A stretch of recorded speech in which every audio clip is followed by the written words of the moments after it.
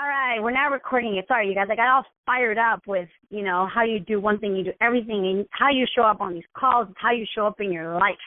And one of the things that, so back, I've lost my flow here, but what was I saying? One of the things why I'm really stressing this point that, this whole time since last September, which by the way, I have some great news by the end of the call. But since last September, we have been building on this whole foundation of leadership and how it all starts with you. And, something as simple as me requesting for you to say your name when you get on the call, and even if it's noisy where you're at, you could just very quickly say, hey, this is Karla, and then put yourself on mute, right? The reason why I'm really I'm stressing this point is, one, because I want to know that you're on the call, but two, is because you guys really got to get that and we've been building on this in September, that you are the cause of your business. Like, you really got to get that in your bones. If things are not working in your life, it is only because of you. It is not because of the economy. It is not because of anything other than ourselves. And I shared with you guys last week how, as you guys knew, I was sick for 2 weeks. And, there was a couple of days that I was in a funk and I was feeling lonely and blah, blah, blah. And I was I was in my funk, right? But it was only because I chose to go there. Now, at that moment, it sure didn't feel like a choice, right? I was like, oh, my God, I'm so lonely. No one's coming to take care of me. And I was, feeling sorry for myself. And maybe for those 2 days, it wasn't like, oh, Karla, you're choosing. No, but, afterwards, I was like, you know what? I am feeling lonely because I chose to not reach out. And the moment I realized that, which is step number one, the moment I realized that, I immediately started making some phone calls, started reaching out to people that I knew could make a difference with me, that could really help me pull me out of this funk that I was in, right? And so why I'm stressing this, you guys, I really hope you really get this. Next week when you get on the call, be active in your life. Be proactive. Just say your name. Say, hey, this is Karla. I'm on the call. Put yourself on mute. And the reason why I'm saying this is because how you show up here is how you show up in your life, how you show up in your business, how you show up in your relationship. I am certain of it. If you're hiding on these calls when nobody can see you, you're most likely hiding in your life. So, we've been building on this whole foundation of sales. It was a personal thing. We built on the foundation of how important it is for people to have an experience, right? And by the way, you guys, I can't wait till the end of the call. I'm just going to tell you now. Which you guys are probably going to laugh, but I'm really not tech savvy. And I finally figured out how to get these calls to upload. I haven't been able to upload them on the internet for whatever reason. I don't know how. And anyway, can't let it go, Karla. I was having bad thoughts. And so I figured out how to upload them to YouTube. So as we speak on my computer, they're uploading. So I've already uploaded the first sales call. And what I'll do is, if you guys go, probably the best way is I'll put them, I don't want to put them on Facebook. If you guys can just call me, or if you guys just Google or YouTube sales, it's a personal thing, you should probably find it. So anyhow, or actually I think I have it under my channel, which is Karla Sandoval. So anyway, I'm so excited. I couldn't wait till the end of the call. But anyhow, so we've been building on this whole thing about building an experience for your clients. And last week we started talking about how does that translate into your business, into your distributors. When you want to create a growth culture, it's not that much different. And we started looking for, how to get your teams engaged, and how to have growth not be a mystery or luck, how to have innovation happen in your business, how to have this relaxed intensity in your business, and how to limit unpleasant surprises.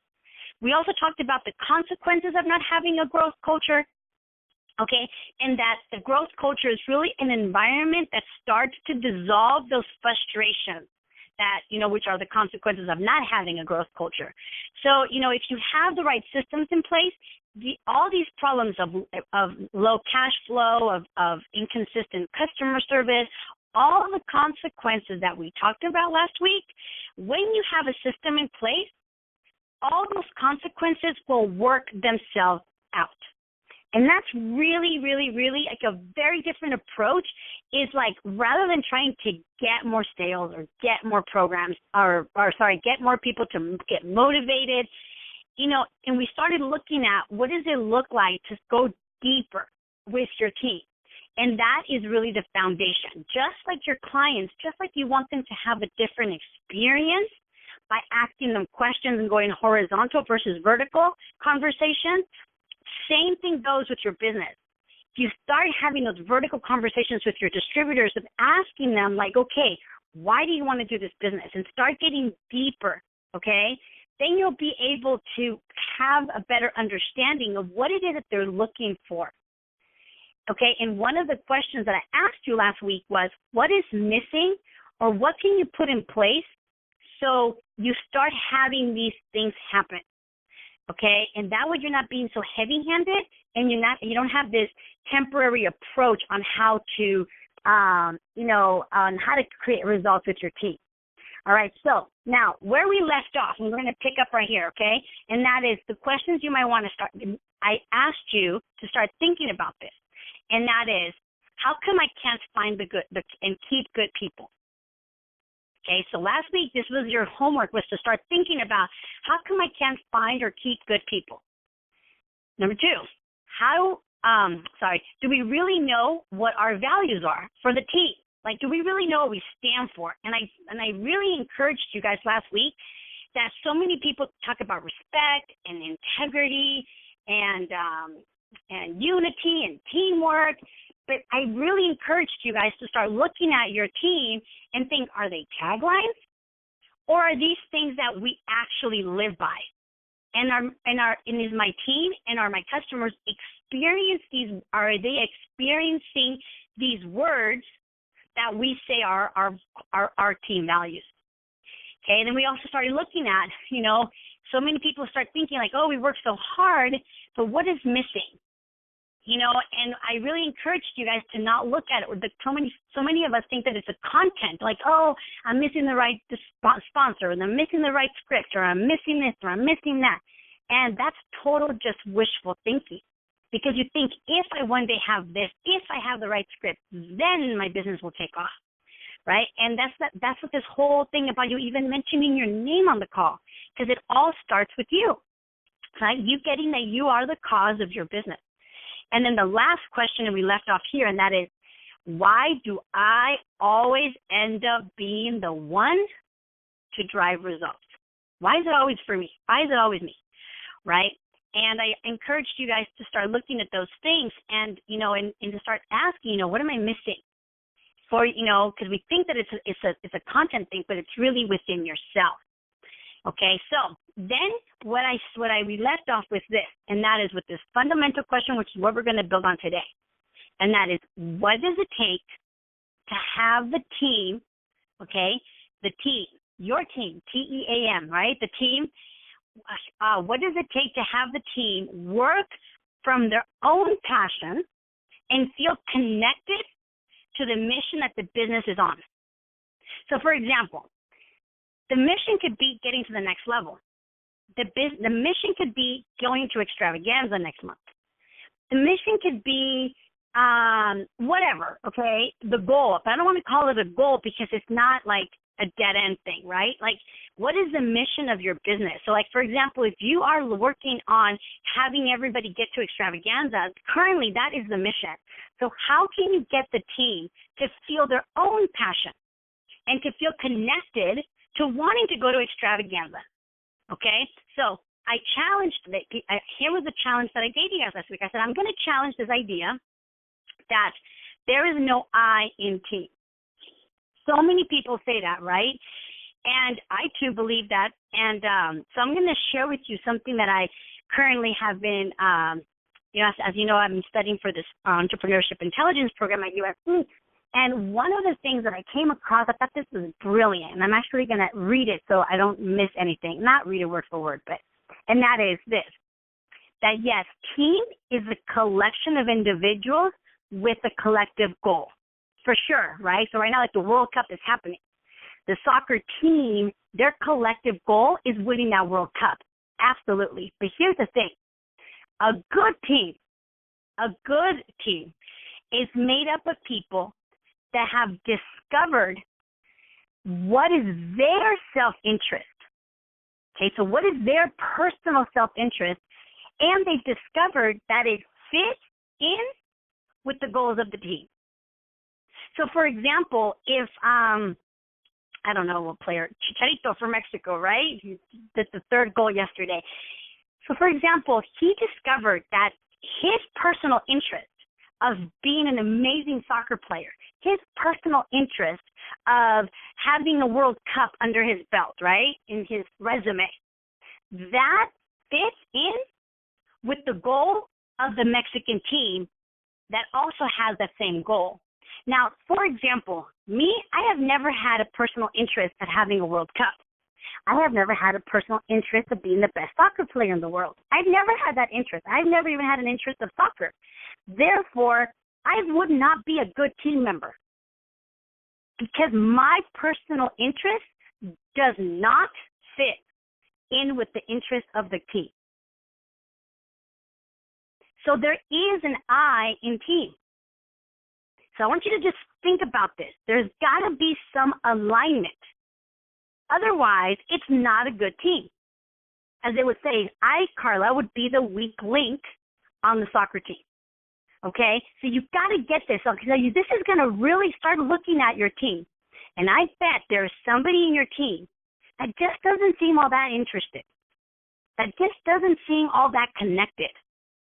I can only assume that it's because their personal interests are not aligning with the team interest.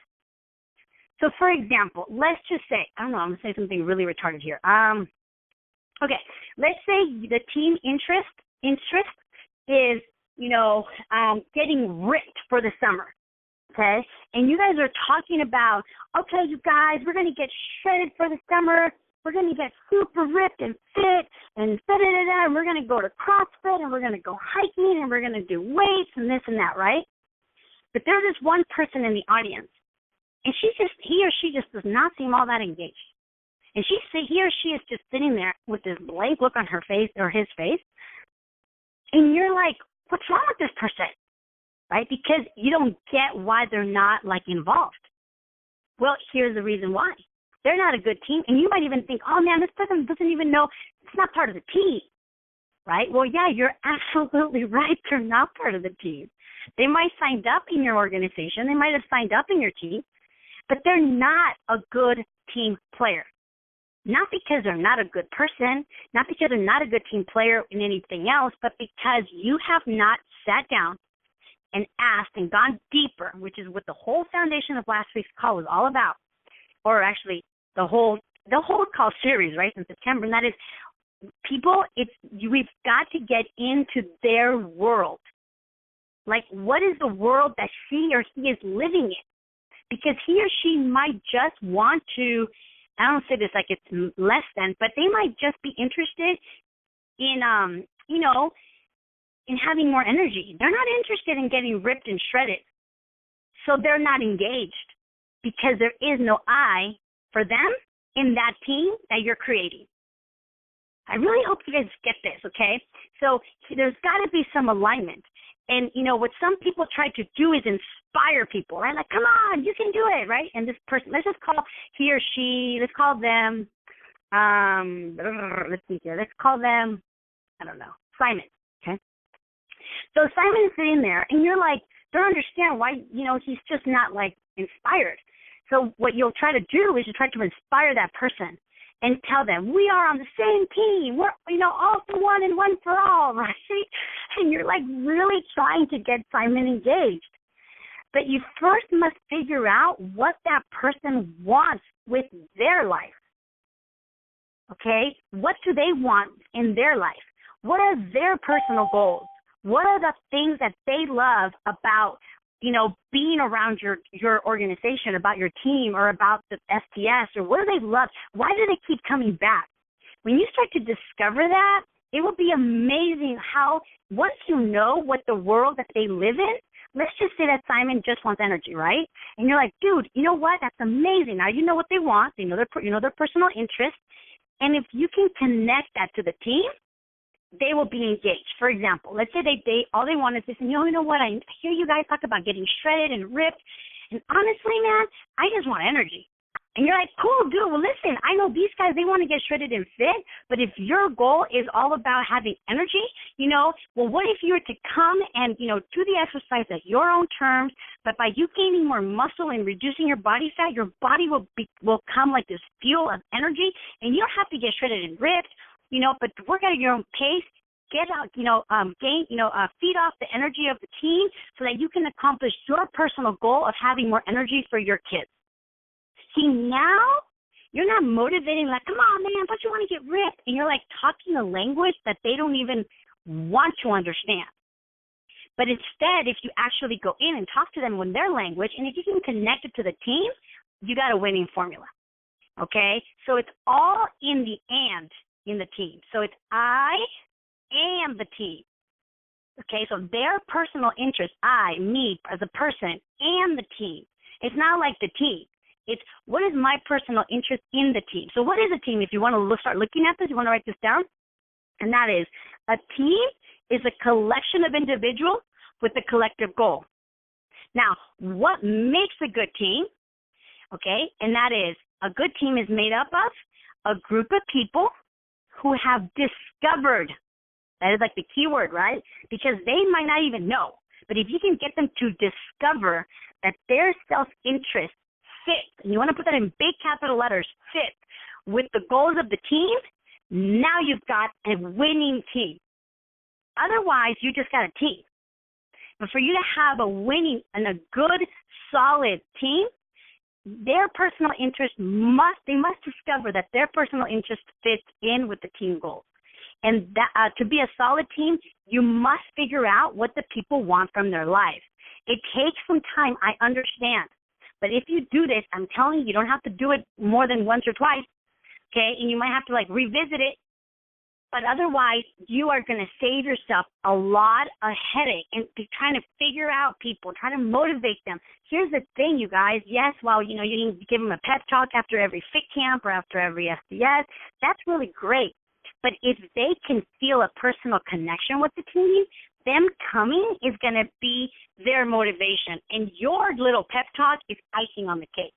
Okay? So it's so important to set the standards with the team and what the expectations are. From now that you've got people knowing their self-interest and how it fits into the team, now, in order for you to continue to sustain this, it is so important to set those standards with the leaders of the team. That's why there's a captain on every team, right? The captain and the coach, they have to be synchronized. The coach gives the captain, and the captain goes down to the team. It's the same thing with your group. You've got some little captains, or some captains, I shouldn't say little, some captains in your team, the leaders, right? The ones that have influence. Now remember, we talked about this in, I don't even know what call series it was, but we talked about how leaders are not like just the pin, because of the level of the position. A true leader is somebody who has influence. So you want to look at who in your team has influence to the other participants. It might be a brand new person in your organization, and they just have this magnetic energy that people are just drawn to them. Now, that is one of the leaders. And if you can start setting the standards with the team and what the expectations are, you're going to have a solid team. All right? So, yes, their personal goals, what do they love? You want to ask them, what do they love about coming? What do they see, happening with themselves, part of this team, et cetera. You want to ask those questions. But until you have those conversations, until you have those conversations, you really don't have a really solid team. So I know I'm really drilling this, but it's so important that you get that there is an I in team. And that is, what is my personal interest? And does it fit with the goals of the team? Okay? So once you do this, so we're going to shift gears here. Now, once you do this, you want to start looking at what are the things that are going to start to shift with your team. When you can sit down, let's listen with Simon, and you sit down and you get his goals and you get his interest and how his interest fits into the team, here's what you're going to start to experience, okay? And that is, For you to get there, you must first have a cultural shift. Just bear with me here, okay? And that is, for you to get to having this like solid team and a team that will, like I would say, like run through brick walls for each other, for you to get there, you've got to have a cultural shift. And that is, you will, by you digging deep with each individual, you will notice that the individual will go from having like a victim, from victimhood. I mean, that's even a word, but anyway, from being a victim to choice. Sit with that, okay? And from complaining to caring. From self-preservation to self-responsibility. I'm going to say that again. Okay, so once you've got, I'm drilling this idea of like there is an I in team. You've got to get that. There is an I in team, and that is, what is my personal interest? And does it fit? And does it align with the goals and the interest of the team? And if the answer is yes, once you get deep in that, how you're going to have a cultural shift from going from an average team, which is, talking about all about, creating growth culture here. How are you going to grow with your team? And that is by starting to look at, okay, now that I know what they want, now that they have discovered that their personal interests are in alignment with the team, now I can cause a cultural shift. And that is, I'm going to notice that they're going to go from victims to choosing. It's not going to be like, I have to go to the HOM, I have to go to the STS. Now they choose to go. They have a choice, and they're doing it from their own personal choice. You're going to notice that they're going to go from complaining like, oh, my God, how come the lights are not on? Or how come the tea is not hot? Or how come the tea is too hot? Or whatever, right? To actually going, hey, man, the tea's really hot. How can I turn it down? Hey, man, the lights are really not working. How can I get them to work better? Now you're going to start noticing that. And you're going to start noticing them from self-preservation to having self-responsibility. But see, this is what I mean by you're going to start setting those standards and the expectations of your team. Because when you can create those standards and expectations, when you have all your team members aligned with the same goal. For example, the World Cup, right? So I'm like so addicted to this World Cup this year. The coach, for example, all the players, they have discovered that their personal interests are in alignment with the team. So now they're not going to go from, oh, my God, we have to run, we have to practice, to, dude, I get to practice today because tomorrow, Thursday or Sunday we're playing, Mexico's playing on Sunday morning, right? So they're going to practice. Now they get to choose to practice. They're not going to be complaining like, oh, my God. They're going to wake each other up. So come on, man, come on, push. They're going to be pushing each other. They're going to be caring for one another. And they're going to take personal responsibility. Like, if something bad happens, they're not going to be like, oh, man, because this guy didn't give me the right pass. And no, they're going to be like, man, I should have run a little bit better. I should have spotted the ball better. So you're going to start noticing these shifts. And when that happens, okay, you're going to notice that now the coach can come in and he can set some high standards. He can set high expectations for the team because there has been a shift from an individual to a team. Now, when you really have that team, the coach can come in and be like, listen, you guys, we're out for the World Cup, so I need all of you guys to, raise the bar, step up your game. He has room for that. He has room to be able to give the culture of the team exactly how he wants because they are all aligned with their personal interest with the team. If that is not there, you could tell somebody, hey, man, be on time for the HOM, but they're like, whatever, because they don't see how their personal interests align with the team. Therefore, they don't see how it even makes a difference if they're on time or they're not on time. They don't even care to come and help. They don't even care for anything because at the end of the day, they have not discovered how their personal interests are in alignment with the team. And I know I'm really drilling this, but I mean, I really, really got to get you guys to get this part. So last week we built on the whole foundation. Now this is a different way of thinking. It's probably a little transformational here, right? Might even give you a little bit of a headache in the sense that, oh, shoot. Just because we're part of the team doesn't mean that they're really part of the team. Just because somebody made the cut to the World Cup and they're on the team with USA or, with Mexico, whatever, this is a USA, with USA, just because they're on the team doesn't mean that they're really playing for the team. But if the coach can get their personal interest in how, like, if they win the World Cup, and then they create the world for that player of how this is going to give him a different experience for himself and for his life, and if the coach can connect their personal interest, you know what? Here we go. I don't know if you guys have heard the interviews with the soccer players and how the U.S. soccer team was built. Right, because we have a German coach, right? And I was listening to how he built his team. And a lot of the guys on the U.S. team, they're half German, half American. They were playing overseas. They were playing in Europe. And so guess what he did? The coach, with all respect to our U.S. team, right? Germany has a better reputation as a soccer team than the U.S.